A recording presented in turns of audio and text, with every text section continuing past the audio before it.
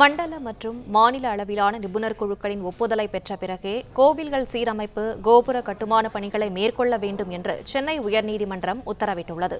இதுகுறித்த கூடுதல் விவரங்களை செய்தியாளர் ஆனந்த் வழங்க கேட்கலாம். ஆனந்த், வணக்கம். மேலும் விவரங்களை சொல்லுங்க. வணக்கம்.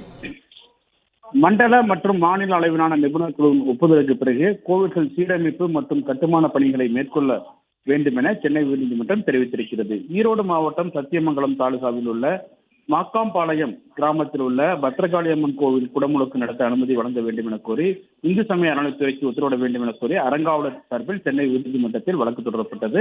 அந்த வழக்கில் கோவில் சீரமைப்பு பணிகளும் ராஜகோபுர கட்டுமான பணிகளும் மேற்கொண்டு குடமுழுக்கு தேதி அறிவித்திருந்த நிலையில் திடீரென குடமுழுக்கு தேதி குடமுழுக்கிற்கு அனுமதி மறுத்து அறநிலையத்துறை உத்தரவு பிறப்பித்ததாகவும் இந்த உத்தரவை ரத்து செய்து குடமுழுக்கு உடனடியாக நடத்த உத்தரவிட வேண்டும் எனவும் அவர் தன்னுடைய மறைவில் கோரியிருந்தார். இதே போன்று கோவில் பூசாரி சிவராஜ் என்பவரும் திருப்பணி குழு அமைத்து அதில் தன்னையும் சேர்த்துக் கொண்டு குடமுழுக்கு நடத்த உத்தரவிட வேண்டும் எனவும் கோரியிருந்தார்.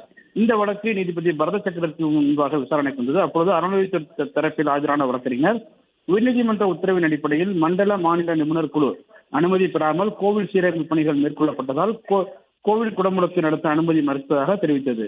மேலும் இரு நிபுணர்கள் குழு அனுமதியை பெற்று சீரமைப்பு பணிகளை ஆய்வு செய்து மீண்டும் குடமுழுக்கு நடத்த 60 நாட்கள் அவகாசம் தேவைப்படும் எனவும் அறநிலையத்துறை தரப்பில் தெரிவிக்கப்பட்டது.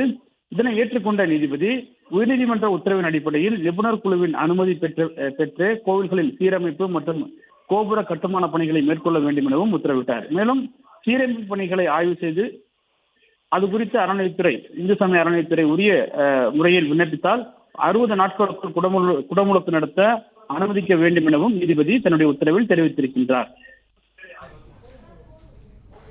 விவரங்களுக்கு நன்றி ஆனந்த். பிளே ஸ்டோர் மற்றும் ஆப் ஸ்டோரில் இருந்து பாலிமர் செயலியை QR கோடு மூலம் பதிவிறக்கம் செய்யுங்கள். செய்திகளை உடனுக்குடன் பெறுங்கள்.